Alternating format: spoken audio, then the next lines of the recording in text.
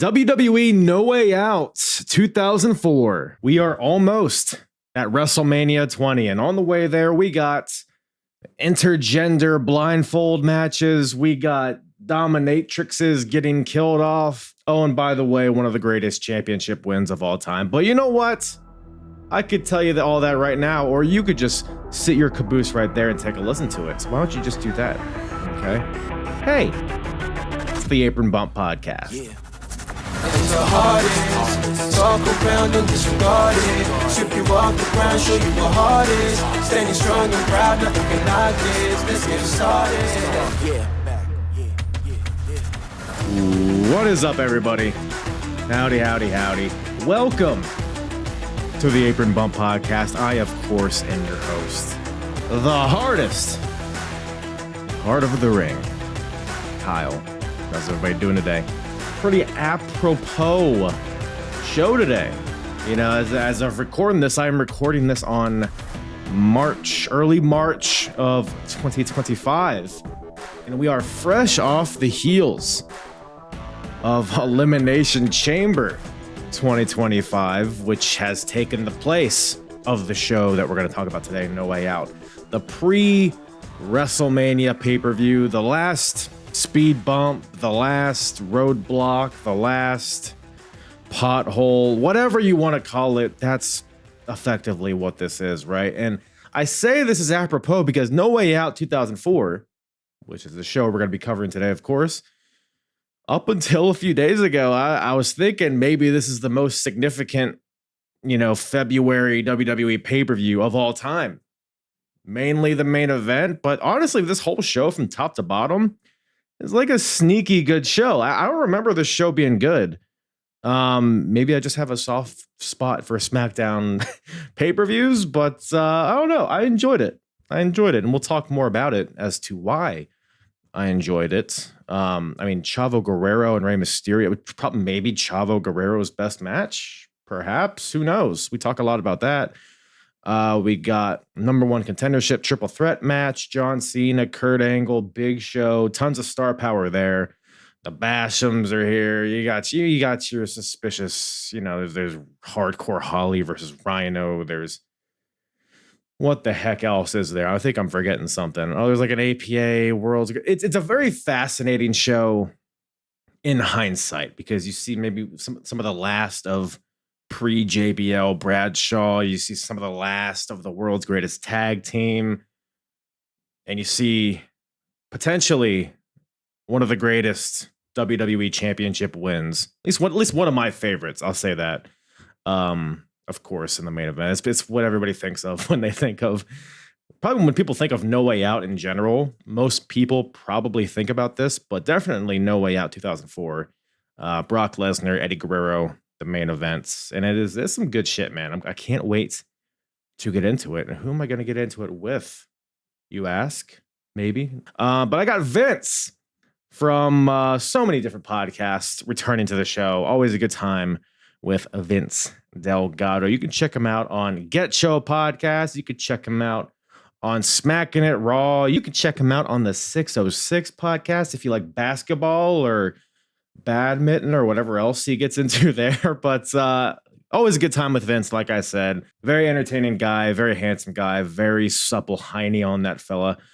So if any of these things interest you, I suggest you go give him a follow. I'll put all of his socials in the description below, as well as where you can find all of his various podcasts and places he pops up. He's a good boy, sweet boy.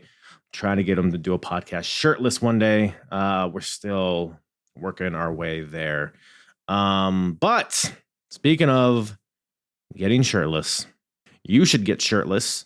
Give me a follow on all the social medias at Apron Bump all across the board. X, Instagram, TikTok, YouTube. All those things. Join the Discord as well. We have a lot of fun in there. We got a little predictions league for all the pay-per-views. So if you want some action in there, why don't you go hop on in? We have a good old time in the Apron Bump Discord. Hey, I got some new merch, by the way. I'll try to remember to add that to the description below, but that should be in my link tree if nothing else. What the heck else is there? I think I've covered it all. Let's just quit the lollygagging and cross borders into this episode. That's the theme song. That's the Rey Mysterio has a song called Crossing Borders. That's the theme of this pay-per-view. I didn't just say Crossing Borders because Eddie Guerrero's on this. I didn't just say Crossing Borders because Vince happens to be Hispanic. As I didn't. No Way Out. Yeah, man, that's my way out of that one. No Way Out. 2004 with myself and Vince Delgado from a bunch of shit. He's Mexican. These were the curtains that were already presented to me, so I'm like, sure, why not? I mean, it was either this or I get like Macho Man curtains or something that said, "Ooh yeah," and then you got Slim Jim. I like that. Yeah, I think it would go with GETCHO sign right there by the window.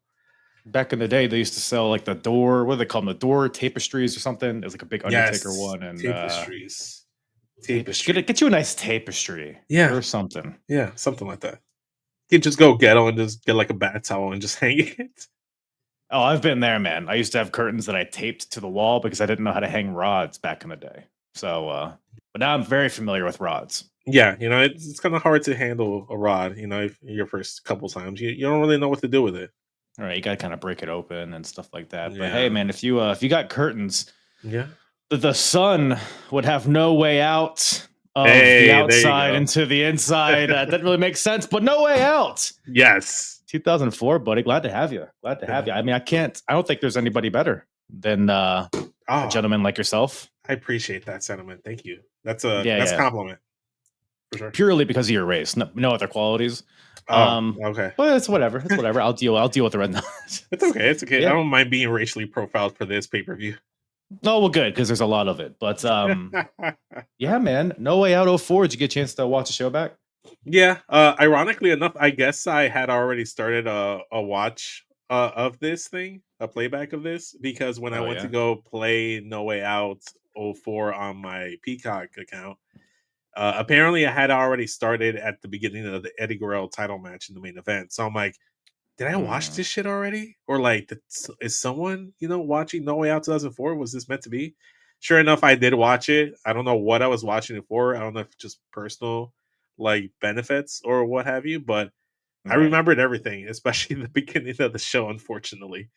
This is one of those shows.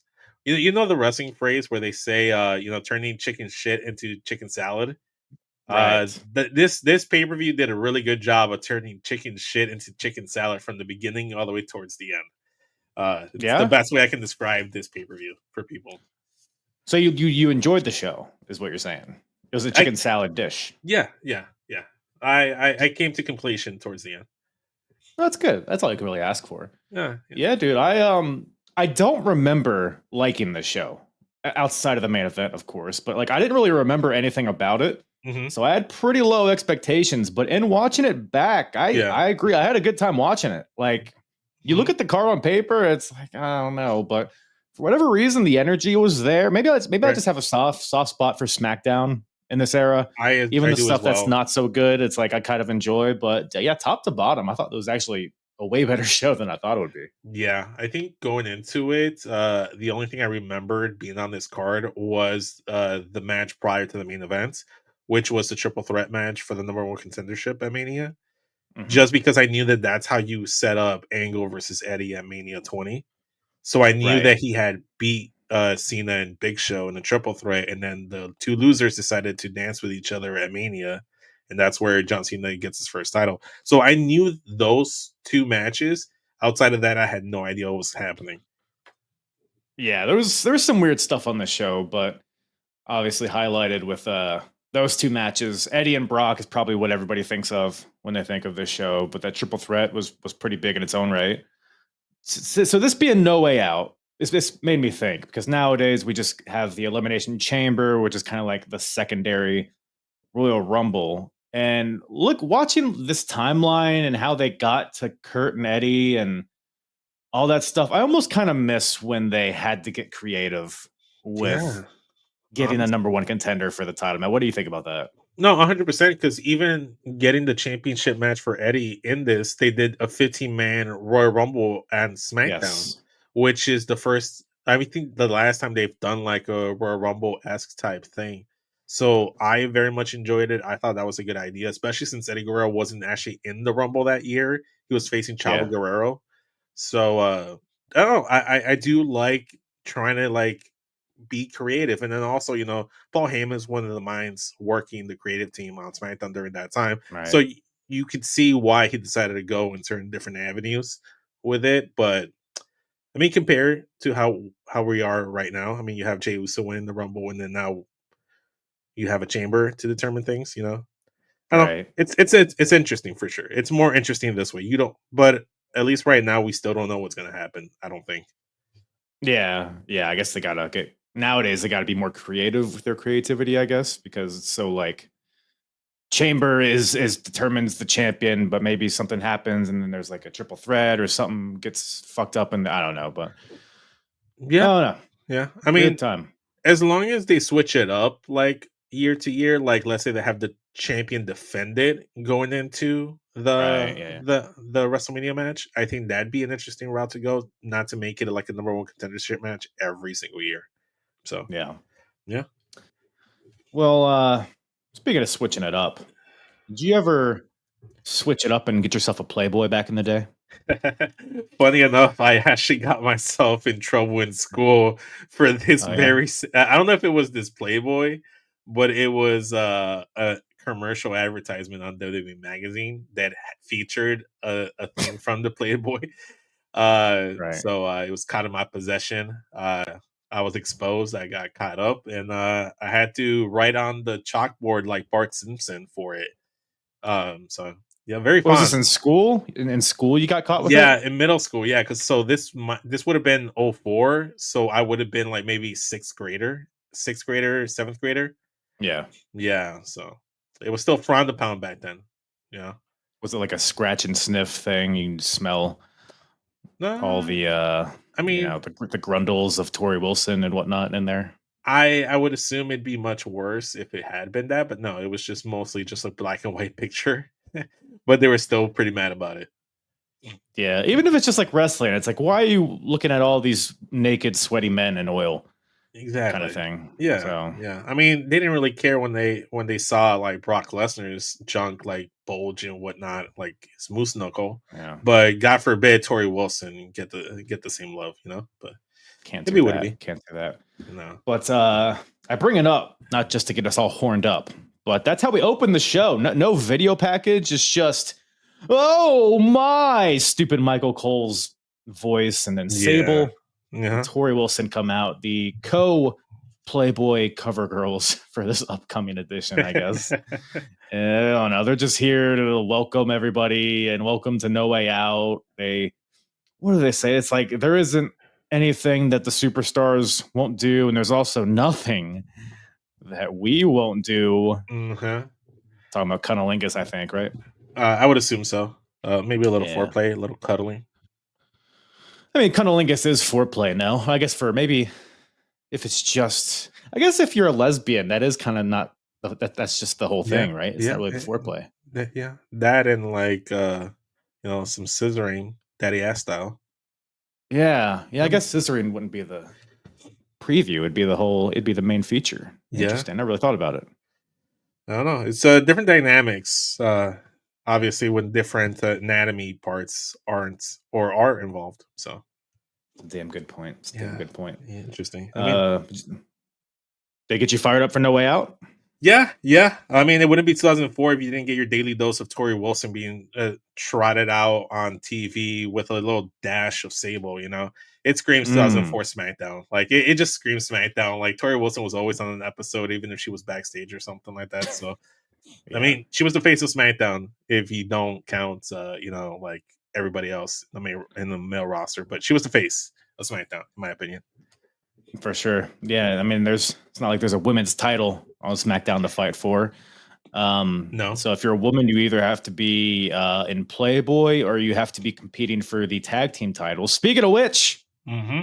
opening matchup here, we got the tag team champions, the new tag team champions, Rikishi and Scotty 2 Hottie defending against the threesome of Danny Basham, Doug Basham, and Shaniqua. Shout out to Shaniqua. I forget she's the thing until I go watch Ruthless Aggression era WWE and then remember. Right. She kind of rules, I think. Yeah. No? With an iron whip. I mean, yeah, she looks menacing. She looks like she knows how to use that, what do they call it? Cat of nine tails or... Nine-tailed fox? Is that from Naruto? Is that... Oh, damn it. I get Matt Ritter on the horn. He would know. Yeah, but, he would know. He would know. I mean, he's off of work. He might answer my text message. For this, yeah, he would. Yeah, he definitely would. But yeah, no, this is, I mean, whatever. It's an opening tag match. Shaniqua is, involved in it. And I guess if they were to win, it'd be Freebird rules. I don't know. They didn't really flesh that out. No, they didn't really unpack that option of what would happen. Would it just be Doug and Danny with the straps, or would all three of them co-share the straps, New Day style, Freebird style, Well, I think Shaniqua has the strap regardless, but I think the Bashams might have the belts. Oh, yes, of course. Yeah. My mistake. Speaking of attires and stuff like that, what do you think of this era of Sky to Hottie where he wrestled in like what looked like dirt bike shorts and chucks? like that's what it was. It was chucks and like snowboard pants or something. Yeah. It just seemed like he went to like a Dick's Sporting Goods before the show, and like that was his gear like throughout like the tail end of his WWE run. Unfortunately, yeah. Misses Too Cool days, I was about to say, it doesn't really hit the same without Grandmaster Sexay. Yeah. But, 100%. Yeah. I guess, this is the first time that they were champions in like the 4 years at this point that they've been teaming. I don't think they had ever been tag team champions. So I forget that. Yeah.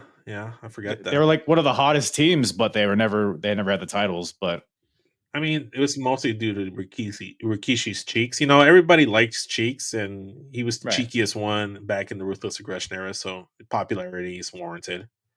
Right. Yeah. Right. He was an ass man way ahead of his time. Oh, 100%. Yeah. He's the original daddy ass. And he was trying to put that ass to use. Trying to give the old stink face to Shaniqua, but Basham's cut off. That's a lot of what this match is. Shaniqua gets tossed in by Rikishi, goes for a rump shaker or whatever the hell, and the Bashams stop it. Shaniqua cuts off the worm at some point, from the apron. Gives a little lariat to Scotty 2 Hottie, but it was kind of a silly match, but I enjoyed it. What'd you think about it? Expectations were low. I remember watching it the first time around, so a lot of it came back to me. It was all right. It was a whatever match. It didn't feel like a pay-per-view quality level match. It felt like something you would see on the weekly episode of SmackDown. But a lot of these like brand specific pay-per-views felt that way, where a lot of the there was a lot of filler, a lot of fluff in there, so to speak. The big thing for me when Rikishi was trying to like do the stink face on Shaniqua, I just kept thinking to myself the two Matt Hardy interview, the Matt Hardy interview and the Kurt Angle interview, where Matt Hardy was like, "Oh, it was always pleasant. Like you put baby powder and everything. It smelled great. I love taking the stink face from Rikishi." And then Kurt Angle expressing the complete opposite experience, saying that he had just gone to the bathroom and didn't wipe, and it smelled horrible, and he just like ribbed him. So I can never look at Rikishi matches ever again. I'm always wondering if he wiped or if he put baby powder prior to the match. I think it depended if he liked you or not, right? Yeah, exactly. So, do you see a little like stain on his trunks? If so, maybe he doesn't like whoever he was wrestling that evening.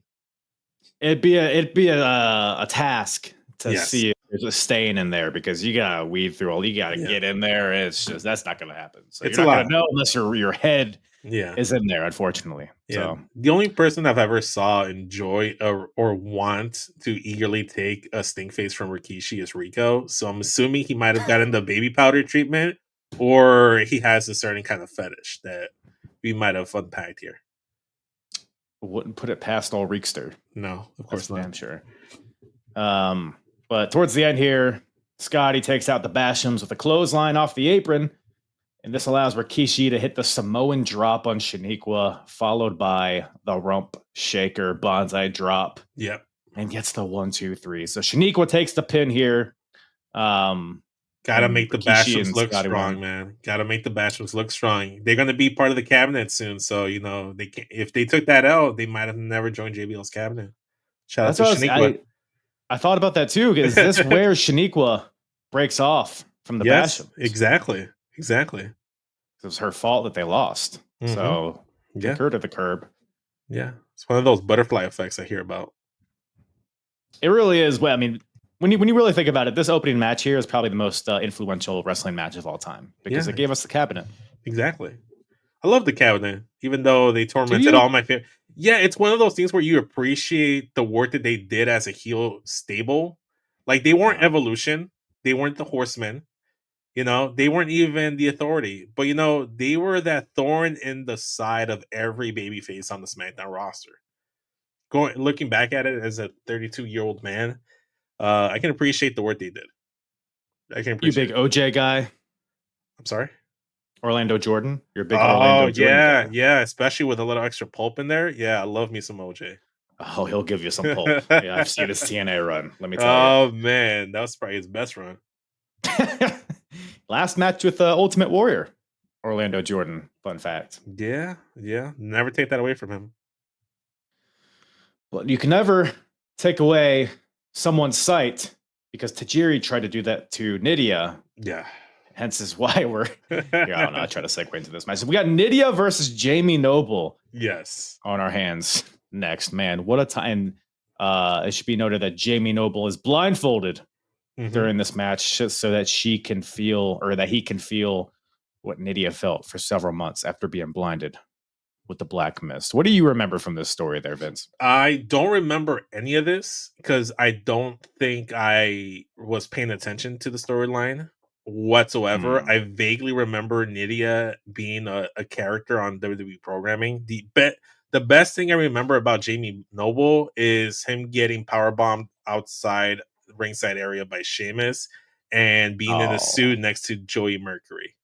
Outside outside of that, there's How fucking dare you? Your image of Jamie Noble is J&J Security. God damn it. No. My image of Jamie Noble is like the dude that carry on the Gene Jorts legacy after Billy Kidman dropped them. Because shortly after that, Billy Kidman went to like the trunks, the little tights, little speedos or whatever. So Jamie Noble took the ball and ran with it, but he was just the dude. He was just that dude in the cruiserweight division that was solid, kind of like Natalia is in the women's division right now. They've just been there for a long time. Yeah, aside of that, apparently he had an inheritance, and he had money, and he was able to get running water in his new living facility. So And it's double wide, baby. double wide, yes. Hell yeah, we going to Applebee's, baby. Fuck Jamie Noble rules, man. He rented a limo just to take Nydia to fucking Applebee's. Man, if that ain't balling, Fine dining. yeah, this is what a LeVar Ball calls a big baller. Right. Yes. Right. Big Exactly. Baller. Yeah. Big baller brand. So yes, Jamie Noble's great aunt or whatever passed away. So we did get an inheritance, which, you know, they gave them the life of luxury, Nydia and Jamie Noble as boyfriend and girlfriend. Yeah. And Noble was spending all this money on Nydia, got her a $5,000 mink coat, and they were running around having a good time. But then once Nydia got the black mist from Tajiri, that rendered her blind for quite some time, or so we think. Because as she was blind, still coming out with Jamie in his matches, Jamie would use her as a meat shield because she couldn't see what was happening. So he could just blame it on the other guy or whatever else. So he was taking advantage of her and her ailments. So he's being a bit of a twat, this Jamie Noble. Oh, yeah. I'm brand with the Jamie Noble character in that point in time.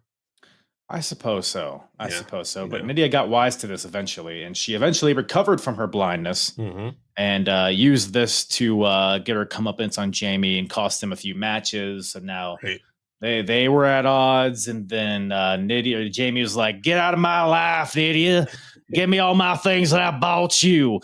And then Nydia comes out with a wood chipper and takes her $5,000 mink coat that Jamie bought her and throws it in the wood chipper.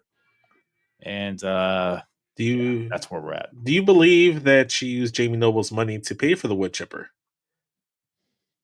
Oh, that's a good point. I mean, it's got to be expensive to rent a wood Yeah, chipper. yeah. Because the first thing I thought about is like you rented the wood chipper just to ruin the coats. Couldn't you have just gotten like a box of matches or something and gotten the same Mm, result for much less? Like if she invested her own financial money, her own capital to rent out mm. the wood chipper, I don't know how much she really got back. Should have So the just should have just sold the code at that point. the cost to rent a wood chipper can range from 100 for a couple of hours to thousands of dollars per month. So I guess it's not that expensive actually to rent a wood chipper. All right, yeah. Interesting. I mean, I'm not going to do anything with that information, but it's good to have, I guess. Yeah, I mean, if you gotta do like some trimming, you gotta get rid of some trees or something in the summer, Oh, maybe. I thought that's how you manscape. It's like, No, Vince, I don't recommend no, that. no, no. If you have to manscape, just get manscape. You It'll get trim some wood. Let me tell yeah, you. yeah, for sure. Yeah. No, but Speaking of yeah, I don't which, know. I don't know. It was what this match was whatever. It felt like it was just kind of like they're throwing together another match that felt like it could have been like on a regular SmackDown. Uh, the big thing here is the lore for me. yeah. Was Jamie Noble able to retain some of that inheritance money, and if so, did he use it to invest in his Mm, J&J Security job venture in the future? Was that how he was able wow. to get the in? He paid for his spot, or maybe paid for security class. I think you got to get trained for that kind of stuff. Right. I would think that he was in J&J Security to make money. Maybe he spent it all, Mm, came on hard times. I mean, he's in Ring of Honor not too long after this, so uh, I would venture to guess that Nydia spent all of it. yeah. All right. Unfortunately, too much Applebee's for these two. I think Too much apple in their bees. Yeah, I that's see. what they say. Yeah. That's what they say. But yeah, whatever. It's a silly match. Nydia, Jamie Noble, two intergender matches in a row, by the way. Which is Yeah, saw a theme here. I thought that's where we were gonna go for the whole show. I didn't even look at the card, and yeah, I didn't even look at the card. I just knew what the main event was, and that was it. I was like, I'm gonna go raw dog this pay per view. that's the only way to do it, man. You Yeah, just gotta roll the dice and push it in past the intestines. Is how yeah, you. yeah. Avoid the wood chipper at all costs. Yes. Also Yeah, that. yeah. Also that. So the blindfold is like a hood that Jamie has to put over his head, and he puts it on, and then he charges forward because he at least knows where she was when he put on the hood, which is Hmm. something that always bothers me in blindfold matches. Is Hmm. they'll like put the blindfold on, and then immediately they're confused, like where is anything? But like, no, you Right. just were seeing stuff. You like know where at least they kind of are. Yeah. So as far as a blindfold match, as far as an intergender blindfold match, this is Hmm. pretty much as good as it could have been. I think. You Yeah. have Yeah. Nydia. Yeah. Nydia kind of getting a little bit of revenge. Yeah, as he's blindfolded, she's like playing with him, kicking him in the ass, and she pantses him at some point. Yeah. Um, but ultimately, She dry humped them. oh yeah, that was I did not approve of that. I did not No, approve of it was that. not consensual dry humping. If you're gonna dry hump, you should get the consent. That's what you always say. You always say that to me, and I never listen. It, Um, it's okay. It's one of those free use situations that we were talking about on SmackDown this week. right, of Yeah, course. yeah, But Noble, eventually he cheats and he peeks out of the hood or whatever and tosses Nydia off the top rope and then locks her in a guillotine choke for the tap out. It's pretty yeah, brutal, but yeah. It was one way to do it. Logistically, it kind of makes sense. You just kind of want to get your hands on the person if you're blindfolded, put a submission move on them, and hope they tap out because you can't really go with your normal offense. So yeah. strategically, it was probably the best way to go for the victory. No, I feel like with the blindfold match though, you gotta tie that thing on, man. They threw a pillowcase over his head and were like, "All right, Scout's honor, don't take it off," kind of thing. Right. But I don't know. Well, if they tie it, well, it should be a blindfold then. Like that way you can tighten it and make sure it doesn't come off. But if you use a pillowcase, you're just kind of hoping like unless you put like some like a string or something to tie it, you might choke them. So that might be counterproductive. block their that would airways. give them the urgency to win. You got to win before you run out of air. That's a whole nother thing. Suffocation match. A Thoughts? suffocation. Write that down. That might be something that GCW can do. Yeah. Suffocation match.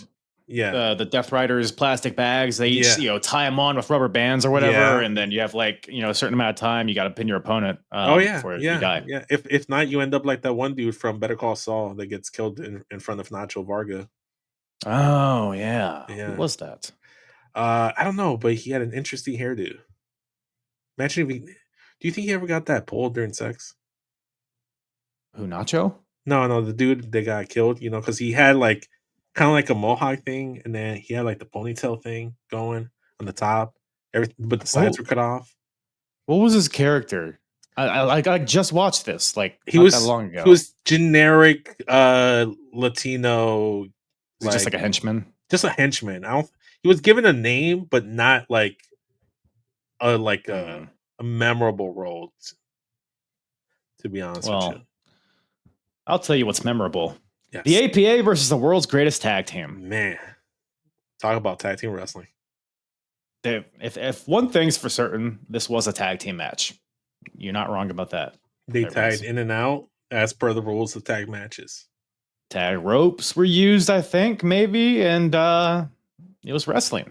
So really all there is. But one thing of note, though, is that on SmackDown before this, there was a singles match between Bradshaw and Shelton Benjamin, which is interesting because very soon after this, these two guys go individual on their singles careers. I'm wondering if that was like a test of some sort. Could be. But yeah, the whole time I'm watching this match is it's a fine match. It's whatever, but it's like this is all going to be a moot point within a matter of a month or two because JBL is going to be champion. Shelton's going to be off to the races on Raw, and then Charlie will be with Rico. So, yeah. I mean, we just talked about Rico, so it came full circle in the. He's everywhere. He's everywhere. Say his name and he appears just like Joe Henry. He comes for a circle. Exactly. I thought it was interesting because JBL picked up the victory on the SmackDown prior to the show, and they set up the tag match. But then he's the one that takes the pin. Granted, he did succumb to an injury that was that he had on SmackDown by the hands of Shelton Benjamin. Shout out to him using Chris Jericho's most dangerous move, the armbar, to do the damage on the arm for JBL. But it's interesting. I just kind of look back on things and you just kind of don't care, especially because both these teams' objectives are the tag titles, and they don't come anywhere near close to the tag titles at any more points after this. Yeah, geez, yeah, because APA is almost done, and so is World's Greatest Tag Team. So it's interesting in hindsight. But again, fine match. Just the psychology of it. JBL, like you said, or Bradshaw, like you said, his arm was injured on SmackDown. Yeah. So they target the arm of Farouk as well. Yeah. But then once Bradshaw gets the hot tag, he's in there with a House of Fire, powerbomb to Shelton. And then he hits the clothesline from hell onto Charlie Haas, but he hits it with the injured arm. Yes. So he's not able to capitalize, and Shelton hits a super kick on him to take advantage. And World's Greatest Tag Team gets the win here. So why not? Sure, why not? They have to. It's a weird period for SmackDown. Yes, it definitely was. These pay-per-views get very spread thin. And we're starting to enter that weird era, but this is kind of a representation of it. But it didn't offend me. It wasn't terrible. True. But man, we cut to everybody's favorite bald man, Bill Goldberg, entering the crowd. Entering the arena through the crowd. All right. Yeah. I thought we were talking about Matt Riddle again. Everybody's favorite bald man that is not Matt Riddle. Goldberg. Okay. Yes. Gets in here. By the way, did you catch his shirt? The shirt that he was wearing? No. What was he wearing? It was a Santa's Sleigh shirt, which is a horror movie that he was in. Really? Yeah, I've never seen it. But Santa's Sleigh, but Sleigh spelled S-L-A-Y. Pun game is strong with that movie title. I mean, Getting Off has to review this if they haven't already. I would assume they have. Well, I don't know. Katie is one half, and she's not a Goldberg fanatic. So she might Hmm. protest or refuse to participate in said reviewing of the show. So there may be an open slot if you want to join in. I mean, I'm looking for a reason to watch Santa's sleigh. So it was filming. They were filming it at this point. It came out in Oh, 2005. okay. I mean, it's got 40% on Rotten Tomatoes. It doesn't seem like a terrible movie. I mean, I think at that point you just kind of have to raw dog it, go in blind, just like Jamie Noble, and hope for the best. Yeah, no, you're right. Yeah. You're not wrong. So the lore surrounding Goldberg at this point is so he was in the Royal Rumble. He was cost the match by Brock Lesnar, who came in F5'd him, and then that caused him to get eliminated. Goldberg, of course, wants his revenge on Brock Lesnar. Yes. Hence why he is here. He received a ticket from Stone Cold Steve Austin, who had a ringside seat to offer Goldberg. So Goldberg is not on SmackDown, but he had a ticket. So he's just here to watch the show from the crowd. He was a fan that day. He's a fan. You love to see it. You love to see it. Yeah. So he's here to kind of witness and not get involved with the Brock Lesnar match. But Paul Heyman doesn't see it that way because he comes out, which, by the way, Paul Heyman was speared by Goldberg on Raw the previous week. So he's coming out here holding his ribs, still selling it. He's eyeing down Goldberg. And he grabs the mic and he's like, "You better just sit there and watch or I'll call the police on you, sir." And then Brock Lesnar comes out. Yes. And he says, Brock is like, "I'm not intimidated by you. Why don't you come meet me in the ring right now? Why are you going to wait till my match? Just come and get me, Goldberg." Paul is like, no. Don't hop that barricade. Stay there. Stay where you're at. And Brock's like, "Well, you going to be a little bitch?" And then Goldberg's like, I ain't no bitch, said Bill Goldberg. So he hops the barricade. They get in the ring. Shirts off. Both of them. Not Paul's. I wish it was, though. He should have been the main one to take off the shirt. I mean, I'm watching all this. That's like, this is pretty intense. Like, this match could have been good at WrestleMania. Oh, it could have. 100%. They just kind of phoned it in because they were both out the door.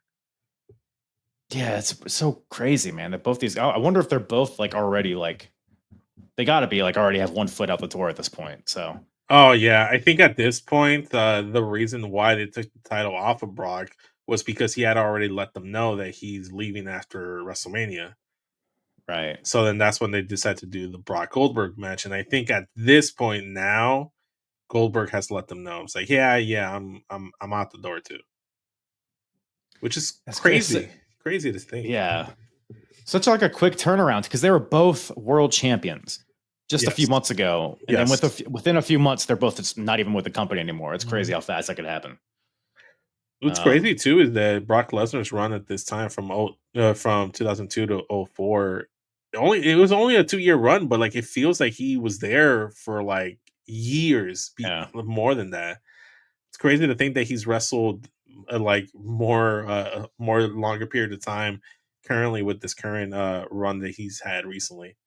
But he wrestled as long with the ponytail as his original run was. That's wild to think about. Cowboy Brock has the same longevity as Baby Brock.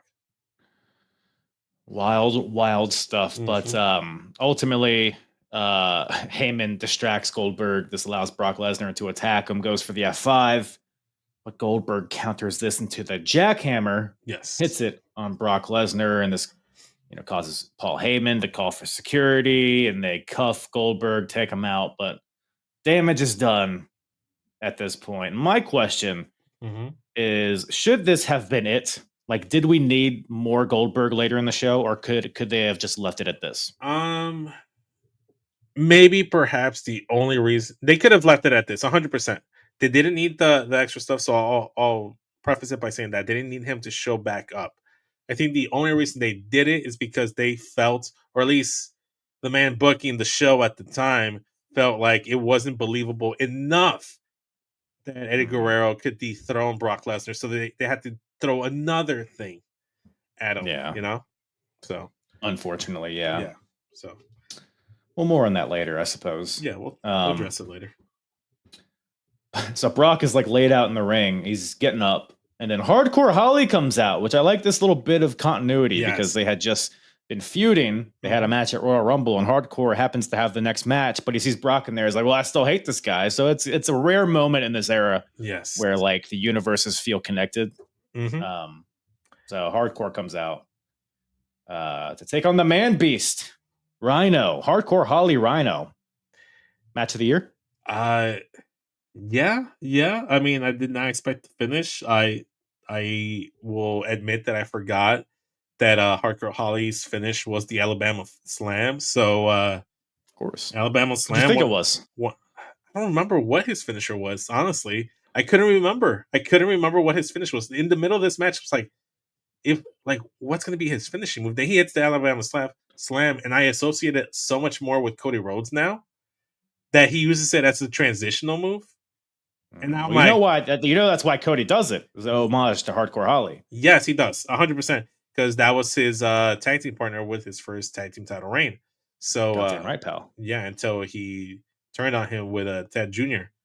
But yeah, I just couldn't remember his finish. So match of the year possibly. This felt to me like a match you would see in WWE ECW at some point.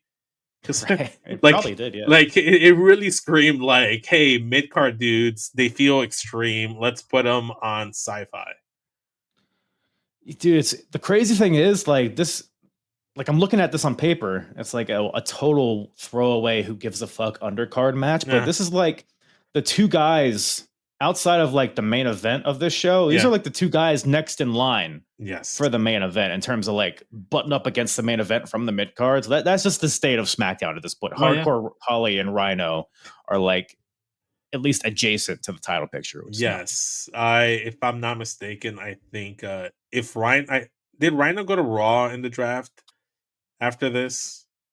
Possibly. Because he doesn't do a lot in WWE after this. No, he doesn't because he slowly transitions in 2005 to TNA. But I remember he challenged for the world title shortly after what's his name won the title at WrestleMania 20. He had a match against him for the world title at some point on an episode of Raw, perhaps. And then prior to this, at the Rumble, the champion, the challenger to the champion was Hardcore Holly. And ironically enough, the only reason you got that match was because Brock Lesnar sandbagged him and dropped him on his head. So if Brock Lesnar never drops Hardcore Holly on his head, I don't think he ever gets his first and only WWE title match. Not at all. Yeah, absolutely not. It's just we're talking about butterflies. More people should, that's a hell of a butterfly. Yeah. Maybe more people should throw their bodies and try to break their necks to create a long-term storyline. Just something to throw out there. I might tamper with that. Idea later on. I'll ask my wife, "Hey, can you drop me on my head? See if our fortunes turn. Like, see what storylines in our lives happen after this." Yeah, maybe not in outside of pro wrestling. You meant strictly in the wrestling. Oh, okay. I thought you meant. I mean, I'm sure other like porn. I guess that would shoot you into a different genre, which could have positive effects. Yeah. Could pay dividends. Yeah. That's true. We'll see. Yeah. All right. So a little bit. So leave it to the professions. Leave it. Okay. Now your day-to-day life. Got it. All right. Well, Rhino's here. He gores Holly. Holly rolls out of the ring. Almost gets counted out, but gets in at 9.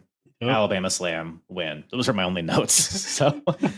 So my notes on this is that for whatever reason, I was really paying attention where Cole complimented Rhino having some thick thighs. For whatever reason, that was a talking point. It's like, oh man, he does have thick thighs. He does have thick thighs. Thick thighs save lives, apparently. That's what they say. I mean, if he had his thighs wrapped around his neck, he might not have broke it when Brock Lesnar dropped them. So there's always that as an option. Yeah. Did it feel weird to you that randomly in the middle of the match, Michael Cole and Taz, they're like, "Oh yeah, the Spanish commentator team is right here too. Let's hear what they have to say." And then they start commenting the pay-per-view. Nothing going on here. Hey Hugo, what do you got to say about this? Bienvenidos, Michael Cole or whatever. Yeah, they talked a little bit too fast for even my liking. I was like, wait, what? Time out, pause, hold up. And did you get anything they said? No. They were just happy to be there. They were calling the match, doing some play-by-play mostly. calling it like they saw it, essentially. Right. Yeah. Well, yeah, Hispanic Day, that was odd. I guess, I mean, the whole show, it's like, I guess the Cow Palace in San Francisco, it's big, and Lucha Libre and the Hispanic culture. I mean, they're over in that side of the country, so. Yeah, that's true. The way I interpreted it was they usually do the, hey, I'm Michael Cole and Taz, and here's the Spanish announce team at the beginning of every pay-per-view. But because they were so smitten with Tori Wilson and Sable at the beginning, then they did the video package, then they went to the first match. Maybe they just forgot to do the Spanish commentary team. I'm gonna blow your tits off. They did do that. They did in this show. They did it in the beginning, and they did it here. Oh, okay. So they just wanted to double dip, is what you're saying. Perhaps. Yeah. Who knows? Yeah. Well, whatever. Hardcore Holly wins, and brings us to a match that surprised me in how good it was. We have a cruiserweight championship match. Yes. Champion Rey Mysterio taking on Chavo Guerrero. Yes. We got Jorge. Do you know Jorge Paez by any chance? I don't know him. If it wasn't for that appearance, I would not have known he existed. But apparently a good boxer back in the day. I don't know. Shout out. Do you think Tyson Kidd was a fan of his? I was gonna make the comparison. The stupid fucking haircut with the rhino horn on his bald head. Eat my ass, Jorge Paez. Hey, I mean, I don't think you want his face anywhere near your butt or anything. Well, the horn would depend how we were situated. Yeah, the angle of the horn, and yeah, could be nice though. I mean, if you're into that, sure. Well, Chavo Senior here as well with Chavo Guerrero. So Chavo's dad's in the picture now. He's Chavo's manager.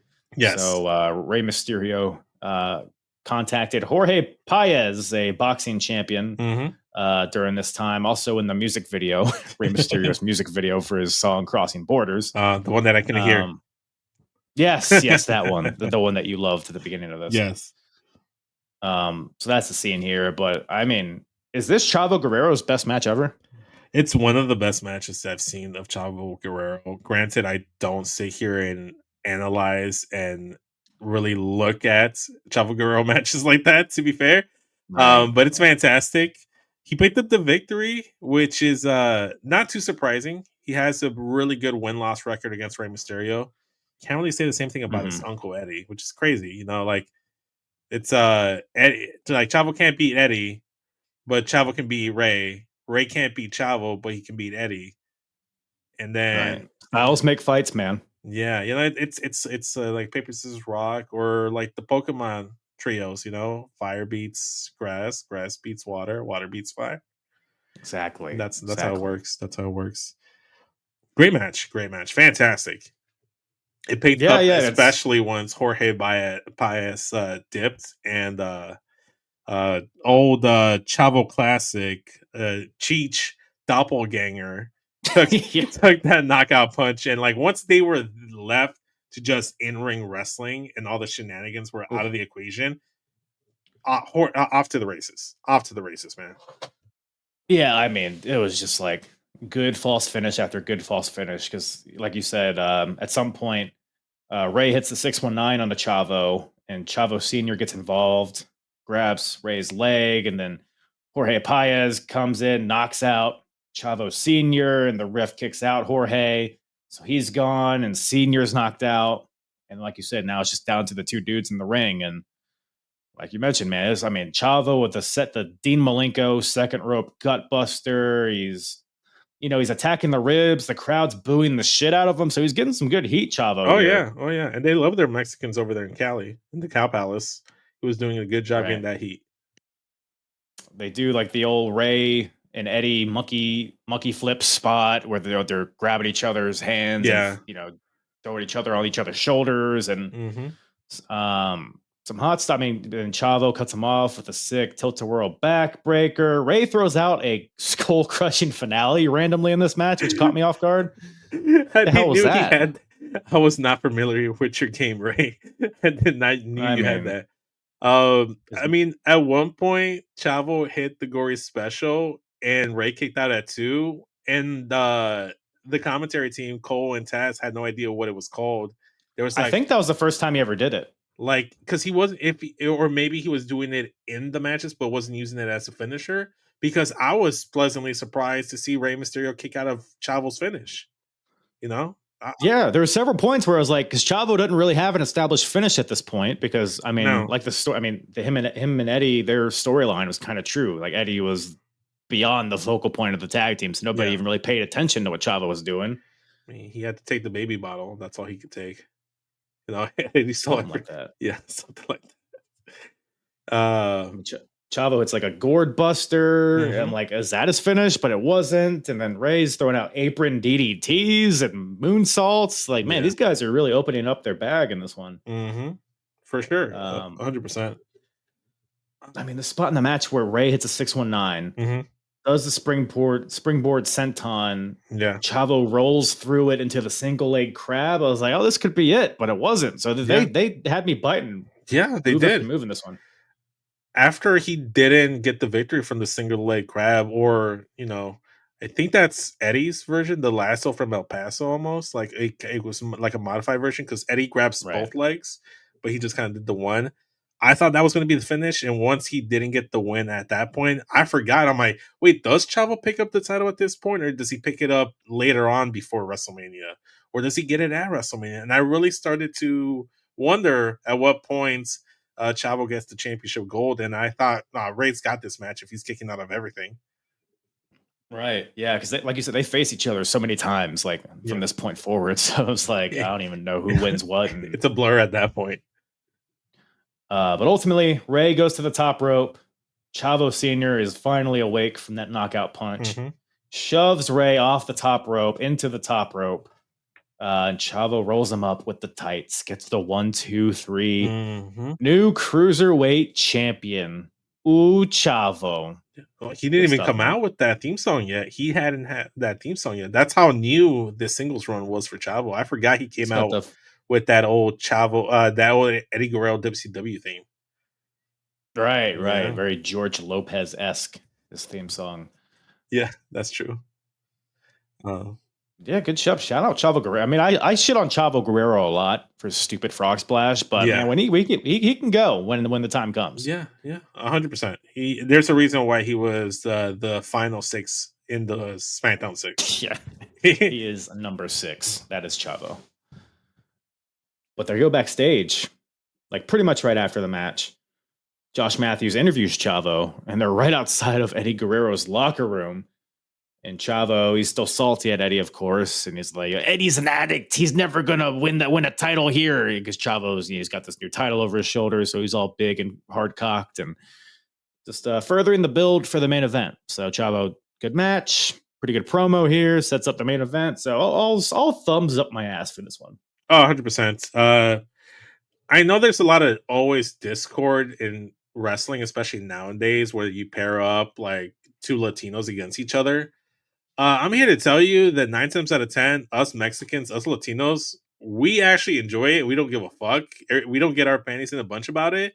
We actually want to see all the Mexicans wrestle each other or be teamed up with each other. So getting to see this at the Cow Palace, I thought was fantastic.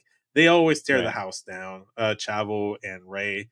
So thumbs up the butts all around as well. It felt like a big match too. Like to your point, being in the environment that they were in, everybody's there to see Eddie, but also you have these 2 not luchadors, but these 2 Mexican wrestlers going at each other at a time. I guess Chavo's kind of a luchador, but good stuff. Good stuff. At that point, that's when like the pay-per-view really just like hit that next level, flip that switch, that kill switch, so to speak. Shout out Christian Cage. But shout out to him. And after that point, they really set the tone and they really like made the rest of the pay-per-view feel like an actual pay-per-view. So they set the table for a WWE title #1 contendership triple threat match. So the winner of this match goes on to face the champion at WrestleMania. We got Kurt Angle versus John Cena versus The Big Show. man, this was like a kind of a chaotic match. Yes. But I was pretty entertained by this. What'd you think about it? I loved it the way that this match started by everyone taking turns watching. Because the match started, I think it was Angle and Show, and then John Cena's just watching, and then at that point, Kurt Angle's watching, and then Big Show's watching. So they each take turns satisfying the other person, while the third person is just watching in the corner in the chair. They had the Cuck chair set. Yeah, there you go. Yep. Yes. Unfortunately, Kurt Angle is when he crossed the line because he tried to finish too soon, and Big Show just wasn't happy. He wanted a little bit more titillation, a little bit more foreplay, a little bit more fun. He's like, no. I didn't bring my tiny U.S. title on my big old chest just to have you finish quickly, Kurt. You're gonna last a little bit longer with us here. Stupid U.S. title, man.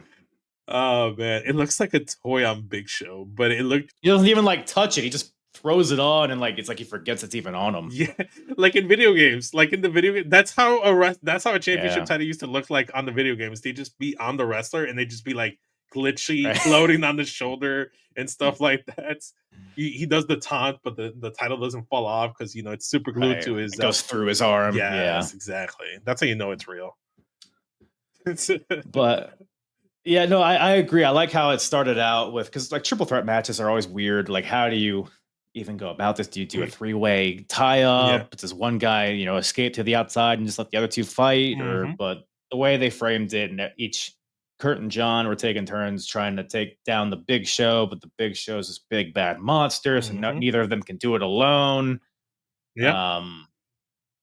Any spots in this match tickle your pickle? I don't know about spots, but specifically, but I love that obviously John Cena came in with like a bullseye, like had a white like what was it, like a knee brace or whatever. Knee brace, yeah. Kurt Angle kept going after it and what have you, and eventually that's what did him in. In the end, he took that loss and tapped out. I don't know, nothing really like stood out too greatly for me. Everything was just like, that's good. That was also a good spot. That's logical wrestling, like 101. It was just really, really good. It was just solid, but nothing really stood out to me specifically. I don't know about you. Yeah, no, this match was kind of just spot after spot. Like Cena hits the FU to Big Show, which is always impressive. Yeah. But then John DDT'd Kurt, and then all three of them were down. Yeah. Angle with an angle slam to Big Show for a 2 count. Big Show with a choke slam to Kurt, but then Cena follows up right away with a schoolboy to Big Show. Yeah, and then Show kicks out, choke slam Cena. Angle with an ankle lock to Big Show. Almost has him, but Show's able to shove him off. Big Show, and then to your point, because Cena's coming in with the injured knee, which is that famous, like when he gets thrown out of the Rumble and lands awkwardly. Yeah. So he has that knee brace on, and Big Show takes advantage of this by body slamming him knee first into the corner. Jesus. It was Kurt Angle slams Big Show over the top rope, which sounds crazy just to say it. Yeah. That's what happened. Then Angle chop blocks Cena, again, taking advantage of the injured leg, and then locks in the ankle lock, and then Cena taps out pretty much right away. So very, logical finish, and it was a fun match to watch, I thought. It very much was. I enjoyed it. Like I said, it's just like one of those things where like you're gonna get something good. Nothing memorable, like a big spot that you can go back to, just like the Chavo and Ray match prior to it. Heck, even the Hardcore Holly and Rhino match had like a spot or two that I really remember fondly. Like especially like hitting the gore, Hardcore rolls out and what have you. I don't know. It was just there. It was just solid. There was just like a lot of history between these guys, and this match just kind of felt like it was a match that they just kind of had to get through to set up every other match that they're trying to do on the rest of the card. Because you needed to get to Kurt Angle Eddie, you need to get to John Cena Big Show, and it just felt like this is kind of like a stopgap match to get us to where we need to go. So it's like we're obligated to have this match, but we kind of knew where it was going. Honestly, looking past it a little bit. Yeah. In hindsight, yes, we could say we knew where it was going. I don't think John was ready for that title just yet. He's getting there, though. People love him. Oh, yeah. 100%. But one main reason that match probably isn't very memorable is because what happens after is very memorable. We have the WWE Championship on the line. Brock Lesnar defending against Eddie Guerrero. Yes. Whew. So the way we got here, like you mentioned, they had the 15-man Royal Rumble on SmackDown following the real Royal Rumble. Mm-hmm. And this is where Eddie won. So Eddie becomes the number one contender for the first time in his career. And him and Brock have some awesome promos on SmackDown back and forth. Yes.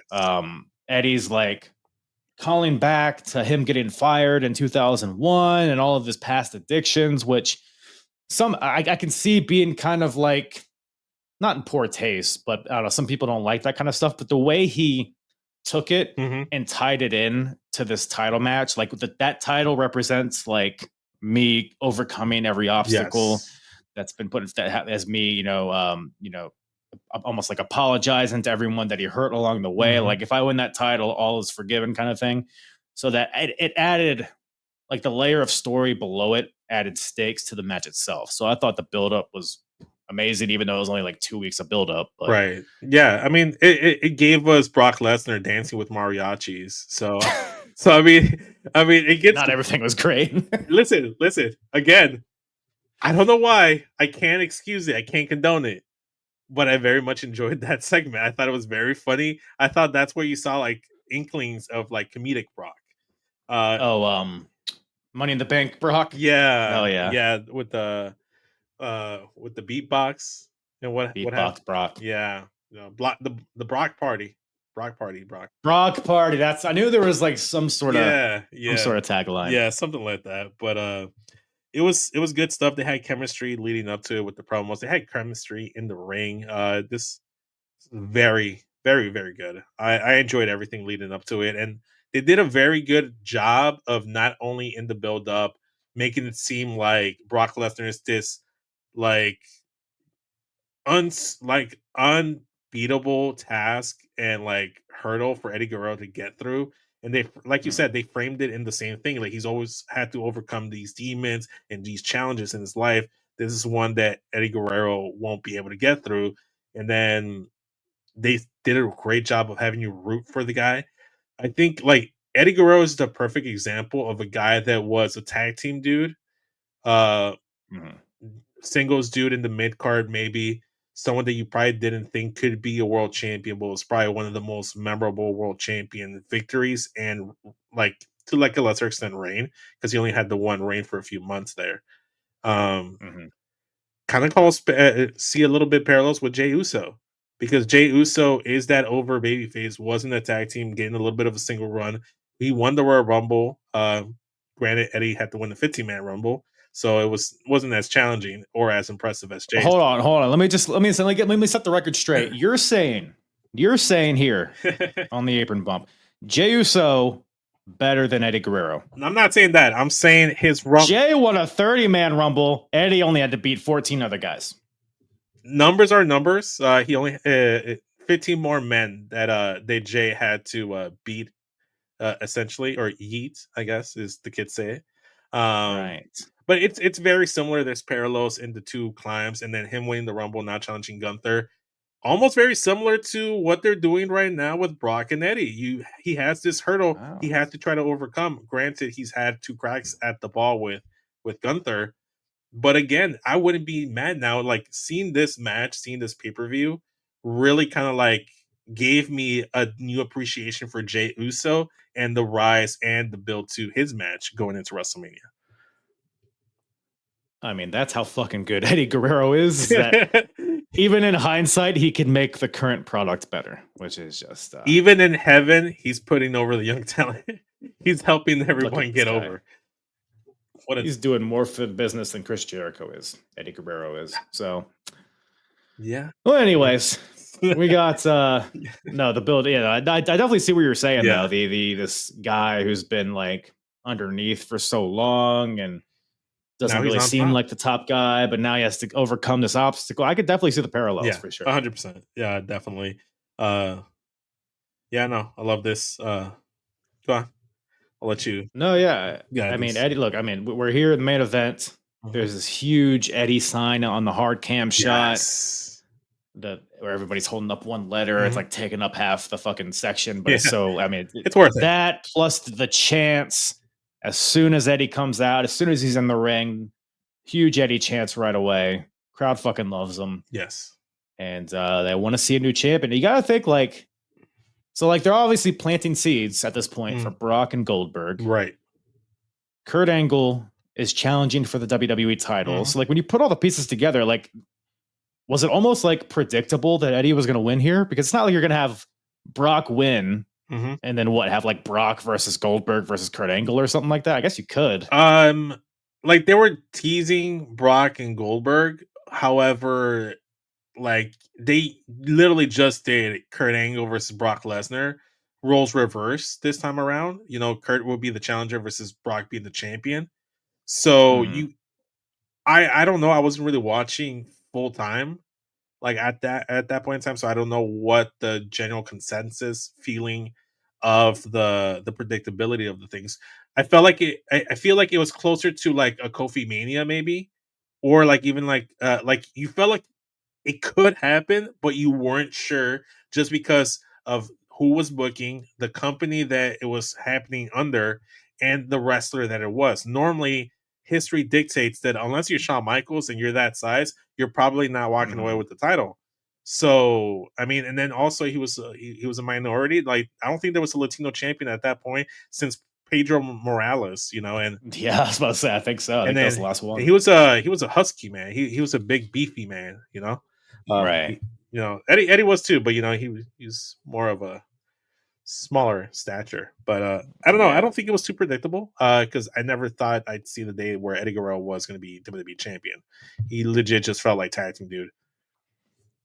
Yeah, no, I agree. I mean, I don't exactly remember what I was thinking at the time, right? Because I was watching live, but even like watching live, like the thought of Eddie Guerrero holding a world title was just like, that's not going to happen. Like for the reasons you said. I mean, the past few champions, Brock, Kurt, Big Show, and then you got Triple H on the other side, Goldberg, like all these, like everybody always says, land of the giants. But that's what it was. I was about to mention that same phrase, land of the giants. It really was that. Yeah, but I don't know. I guess old man at the top was willing to gamble both on Raw and SmackDown. So during this point, let me ask you this question, and I hate to ask it because I feel like it might discredit Eddie Guerrero's victory here and discredit him as a champion just slightly in some people's views by saying this. But if they don't have Goldberg and Brock Lesnar leave, or at least one of them doesn't leave, you would imagine that would be for the title. With both of them out the door, they had to pivot to somebody. So they pivot to the guy that they trust with good wrestling matches at that point in time in Kurt Angle, and they trust a guy that's over and popular with the fans and really hot at that point in Eddie Guerrero, and then you go with that route. So, like, would that match happen? Would Eddie Guerrero get his victory if Brock Lesnar and Goldberg don't leave? Or at least one of them doesn't leave. Because if at least one of them leaves, then you could just put the title on the other person. Yeah, wow, I never even really thought about that. Yeah, I guess Goldberg Brock for the WWE title. I guess that could have been a thing. Yeah, they would have been no point to do that SmackDown Rumble because they were already setting up that match, so they could have like easily found a way to get to that match anyways. And then there's no need to do the triple threat match because you already knew you were going to do Kurt Angle, and you know you're going to do Big Show Cena. So, I don't know. It puts some things in perspective. Just because I get a lot of the same thing with Rey Mysterio, where it's like, oh well, if Eddie didn't pass away, he probably doesn't win the Rumble and doesn't win the championship. One could also make the argument, and I hate to be the one that makes the argument that Eddie Guerrero might not get that championship if both Goldberg and Brock don't leave at that year's WrestleMania. No, yeah, that's a good point. The only thing though is that like Goldberg and Brock leaving didn't affect Chris Benoit winning the world title. So if they're willing to give Benoit the title, I don't see why not they'd be willing to give Eddie the title. That's very true. That would be the counter argument, is for sure. I mean, if we were in a court of law, that's how you rebuttal. Yeah, I mean, but it also, I mean, it could have been like, all right, well, if we're going to give Eddie the title, God damn it, we'll just give all the vanilla midgets the title. Let's see if they like this. And then they didn't, and then they took it off. Yeah. So, I don't know. Maybe it was all a snowball effect, but who knows? I mean, we were talking about butterflies. Butterflies continue to fly throughout this episode. Butterfly. Yeah, that's a thing. Yeah. What's the song? Is that Sugar Ray? She my butterfly, sugar, but you know that song, right? Right. No, probably not. First Sugar Ray reference on this show ever, I think. But yeah, no, I mean, I think whatever the case is, Eddie's here, and I don't remember a lot about the match itself. I remember the finish. Right. I didn't really remember a lot about the match itself, but in watching it, I mean, it's kind of what you would expect. You know, it's Brock, big bad monster, Eddie, who's seemingly he has no odds at winning this.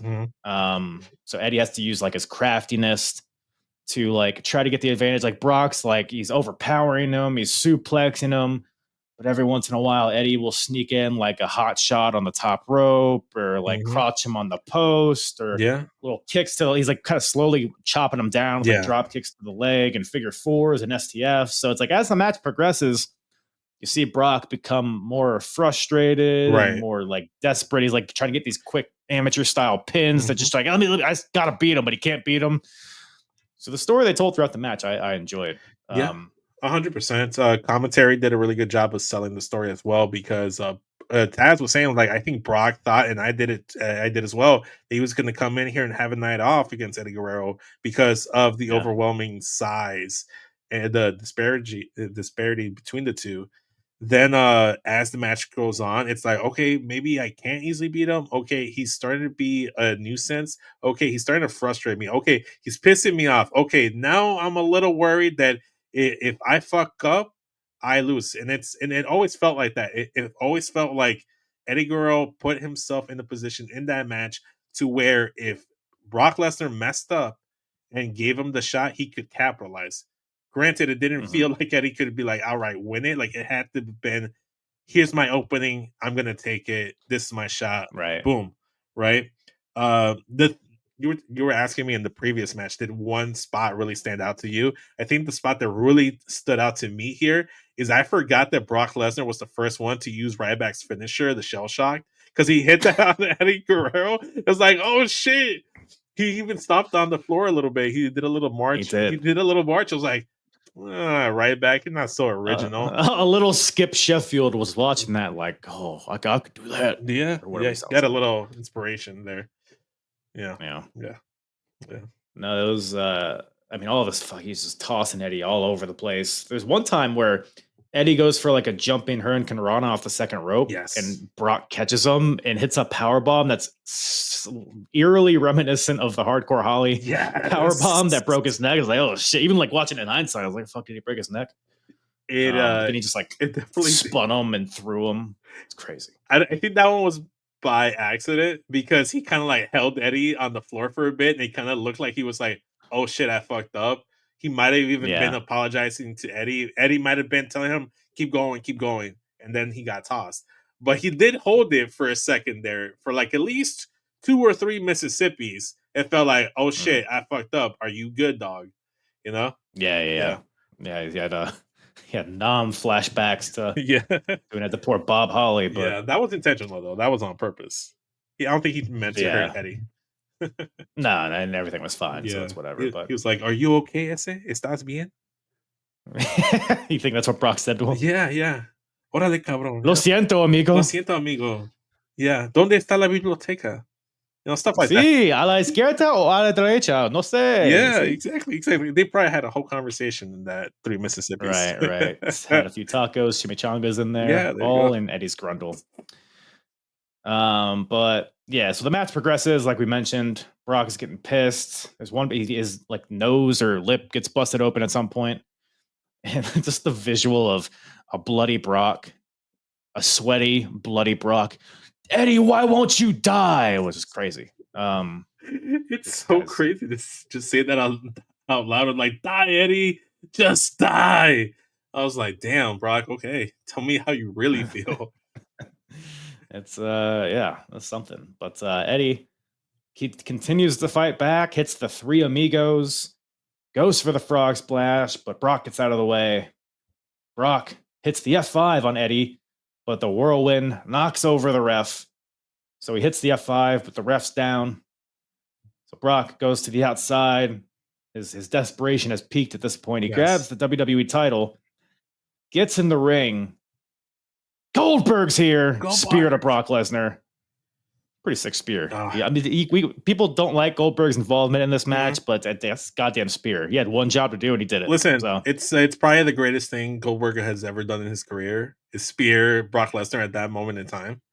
Yeah. So I'll always that in of itself earned him his Hall of Fame nod. I support it. Yeah, I support it. That's my narrative. So Goldberg. Which, by the way, how did Goldberg was cuffed?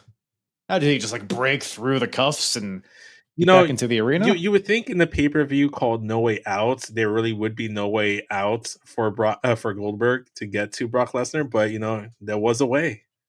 It was a double negative apparently. One way out, at least one way out. Yeah, there's at least one way out. Is what they should have called this. Yeah, one way out. Is marketable. Yes, exactly. It was a spear, not a gore, though. So Eddie might have gotten the victory after it if it was gore, because Eddie Guerrero tried to capitalize and get that pinfall victory after said spear. Only got a 2 counts. He did take a minute to get there, but Gore would have finished the match, that's for sure. If you ask Rhino, that's how you tell it apart. So just to tally up, so you're saying that Jey Uso is better than Eddie Guerrero, and you're saying that Rhino's spear is better than Goldberg's spear. Rhino doesn't do the spear; he does the gore. Oh, for fuck your mother. Okay. The gore is not a spear, Kyle. Come on, man. We know. That's how could I forget? How could I'm silly? I feel silly now. So yes, Goldberg hits the spear, not the gore. Yes. Lays out Brock. So now everybody's down. Brock's down. Eddie's down. Ref's down. Commentary, by the way, is fucking killing it at this point. Yeah. They're saying that Eddie's going to steal the win, which ties into lie, cheat, and steal. Yes. Eddie then grabs the title belt because he gets a 2 count. Eddie gets up, grabs the belt, swings it at Brock. Brock ducks. F5, goes for the F5, but Eddie counters it into a tornado DDT, kind of on the belt. I think the idea was for it to be on the belt, but whatever. We'll pretend like it was on the belt. Yes. And Taz calls. He says that he cheated. He cheated with that move. Lied. That's an iconic line. I credit to Taz. Yes. Credit to Taz. That's a very iconic line. Ties in with the Eddie Guerrero's Lightning Steel. It really does add that little sazon to the match finish and it gets played all the time when they show that. It's the one bit of commentary audio that always gets played. It's like he cheated. Eddie Guerrero cheated with that move. So it's up there. It's up there. No, I mean it's fucking. I mean, so he cheated with that move. He lies by getting rid of the belt. Goes to the top rope. Frog splash. 1, 2, 3. Steals the win. Ooh. New WWE champion, dude. God damn it! I still had goosebumps watching this. I've seen this so many times, but every time it just fucking hits me, man. Yeah, there's specific moments where I'm watching. I was like, God damn it, you're just proud again. And then there's those small little moments that really tug at the heartstring. I can mention specific spots that I love about that post match victory celebration where he rolls over on top of the ref to get the championship after he wins, where he dives into the crowd and he's just laughing. He's getting like a schoolgirl as he's getting taken out from security's pulling him out. Security's pulling him out. Him going to his mother, obviously getting the hug, the kiss, grabbing the California flag, I'm assuming, and then getting on the table doing the shimmy. I actually have Urban Aztec arts of that moment. Actually, I might actually pull this off and see if can get a little bit right there. Oh, that's so sick. Yeah, I'm trying to get it without the glare from my laptop, but yeah. So that's awesome, man. Thank you. And then obviously the moment where he's by ringside and he's doing the little shimmy. He's like, oh my God, I can't believe I won. That's when I get a little giddy. And then obviously the very last moment that you see at the pay-per-view when he's at the top of the stage on all fours. No, twos, I guess, on his knees, and then lifts up the title, and then that's how you cut off the pay-per-view and what have you. But man, it's just so cool to see. It's so cool to see. Never gets old, man. Yes, especially with like the context of the build up. Watching the match from start, because I've seen like the finishing stretch of this so many times, but I've never really, it's been a while since I've sat down and watched from start to finish, and just the whole build up, the match itself. Yeah, no, awesome. 100%. I think I might have watched the full match last year with Young Kings Wrestling. We were doing a watch along, and they brought me in to rewatch this match. So this is probably the second time in the span of 2 years that I've watched it. So I've been watching it every single year, and it's always around the same time, like either Eddie Guerrero's passing or his birthday. So I don't know. It's great. And man, what a great storyteller. And you saw shades of what Brock does in that match, in future matches with guys like AJ Styles and Daniel Bryan, and just to name a few. Yeah. Kudos to Brock. He was a great dance partner with Eddie that night. I think that definitely deserves more, because Brock's he could have easily phoned it in. Yeah, he knows he's gone. And especially what we know about Brock now, where you can tell when he doesn't respect the guy or he doesn't care about a match. Just look at WrestleMania 32 against Dean Ambrose. Like, you can tell, now in hindsight, knowing how he is as a person, as a wrestler, in terms of a professional in the ring, he had a lot of respect for Eddie Guerrero because he sold his ass off for Eddie. Brock Lesnar doesn't sell for you unless he likes you. Yeah. I mean, he sold for Keith Lee. He sold for Shelton Benjamin when he returned at that Rumble, and he sold for Eddie. He sold his ass off for Eddie. So, I mean, kudos to him. One of the few good things he's done. He's not batting 100 or 1,000, but he's done some good things in his life. So yeah. But yeah, man, that brings No Way Out to a close. I mean, where does this stand in terms of all the No Way Outs in history? This has got to be towards the top, right? I mean, besides this one, I mean, what other No Way Outs can you really think about that really stand out? On the top of your head, someone mentions No Way Out. I feel like this one is one of, if not the first match or like pay-per-view that they say, I'm like, oh, No Way Out 04, where Eddie wins the title. Like, outside of that, I mean, what other No Way Outs can you really sit here and be like, oh yeah, man, that was a great No Way Out? There haven't been a lot of top to bottom good No Way Outs. This moment here is definitely what I think of when I hear No Way Out. You could give a shout out to Undertaker versus Kurt Angle from 06. True. 06, I think. Was that No Way Out? Whatever the year was. Yeah. Was that after the Rumble where he just kind of showed up on that horse and did just like thunder lightning bolts on the ring post? Yes. Was it? Yeah. Okay. I think. I don't remember. Yes, it was, because it was like short wrestling boots Kurt Angle versus tights Undertaker. You know what? You're right, because I think Mark Henry showed up, cost him the match, and that set up Mark Henry versus Undertaker at WrestleMania. Right. Yeah. Right. Yep. I mean, there's like Triple H, Stone Cold. Yeah. 3 Stages of Hell. That's true. That's up there as well. 03's pretty low key stacked. I don't know if I would call it a good show. That has Hogan and Rock too. Hogan Rock too. I forget that was No Way Out.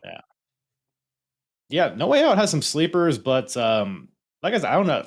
On paper, like this shouldn't be a good show. Like Rhino, Hardcore Holly, the Bashams, you got Noble and Nydia. But I don't know. I had a good time watching this show. Oh yeah, for sure, 100%. It wasn't bad. Like, I think the only thing I might have maybe changed is like maybe you start off with the cruiserweight title to get the crowd hot from the jump. Right. Maybe do something, because the way they chose to start off the show was a little questionable in my opinion. Because yes, you start off with Tori and Sable, you can't really go wrong there. But then you go into a handicap match for the tag titles, and then you go and do a blindfold match, an intergender blindfold match, and then you go do like a standard tag team match. So it just kind of feels like an episode of SmackDown up until you get to, like the whole hardcore Rhino stuff. And even that felt like it could have main evented a SmackDown at that time. Yeah, the first half of the show is definitely filler. Yeah. But I think the second half made up for it. But I Agreed. enjoy the show. And you know what else I enjoy? to you, Vince. SES, Vince. I enjoy Smacking It Raw, GETCHO, everything that you're a part of. Where can everybody find you, look at you, taste you, tickle you, and stick their finger in your belly button until liquid comes out? I've transitioned from being the Pornhub Poppy to what Matt dubs me now as the polyamorous Poppy, because I'm part of like 3 podcasting networks plus my own. So you can check out the Smacking It Raw podcast at Creation World on YouTube. We're live 15 minutes after WWE post shows. So whether that's Raw, SmackDown, NXT, what have you. Check out the GETCHO podcast on Circle of Debate's YouTube channel, live every Wednesday, roughly around 10 p.m. Central Standard Time is when we go live, because, we run on GETCHO time, which is usually like 15-20 minutes late. So, yeah. And then obviously check out Wallet Media, where I do retro reviews, actually, with Rylan Turner, and we go and do what's called Wallop Rewind. And we're recently going to be talking about what was it? NXT Rival. So that was the main event of Kevin Owens and Sami Zayn for the first time. So we recently did that. So check that out. And then as for me, you can follow me on all social medias at SES Vince on the socials. You can look for my basketball content at 606 Universe on YouTube. Spell out the first 6. Then Hell yeah, doggy. That's everything, man. That's a lot. But hold on, I'm gonna see. We're gonna make this work. Hold on, I'm gonna see if you can hear it this time. Wait, I'm still sharing my screen allegedly. Hold on. Let's see. Oh, it was still there. Okay, let me present it. Did you click on share audio as well, like the little check mark there? Probably not. Select window. Allow. Can you hear it? No, I can't. Unfortunately. Cox. All right. Well, we'll just sing the lyrics and then I'll add it in post. Oh, I don't know the lyrics, but we'll add that in post too. No. Give it a shot. I have no idea what the lyrics are. ¿Dónde está la biblioteca a la derecha? Un perro. ¿Sí? Bienvenido, Hugo Savinovich. Cero Miedo? Did he say Cero Miedo at some point? No? That's racist, Vince. Animo, maybe? Animo? Not. You're being insensitive. Santos Escobar? Escobar C? Something? Like, he did that is that what he does? He did that at a live show because he's doing something with LA Knight. So he does LA Knight, so he does Escobar C. That's one of the only people actually chanting with him. So shout out to him. Was there a Chavo at some point there? Ooh, Chavo! Yeah. Okay. Build that wall. Once again, thank you to my boy Vince for returning to the show. Always a good old time with Vince. Go check him out, like I mentioned, on GETCHO, on the Smacking It Raw podcast, on 606. He has his pots and a lot of kettles, as they say. So go check him out. He's a good boy. Very entertaining guy, as you just observed. What else? What else is there to say? I think we've done it. Follow me, I guess, if you want. If you're listening up until this point, I am assuming you're following me everywhere. But if you're not, quit playing pocket pool and just grab my cue stick or whatever. I don't know. I'm a sleepy boy. Let's appreciate you guys listening. Always lovely having you here. Love inviting you into my home. And I love you inviting me into your ear holes for me to gallivant about the old wrestling. I hope that made somebody's hairs on their neck stand up. That's all I ask for. All right, what are you still here? Get out of here. I love you. Mwah. I'm hard. Yeah. It's the hardest. Talk around and disregard it. Strip you off the ground, show you what hard is. Standing strong and proud, nothing can knock it. Let's get it started. It's the hardest. Talk around and disregard it. Strip you off the ground, show you what hard is. Standing strong and proud, nothing can knock it.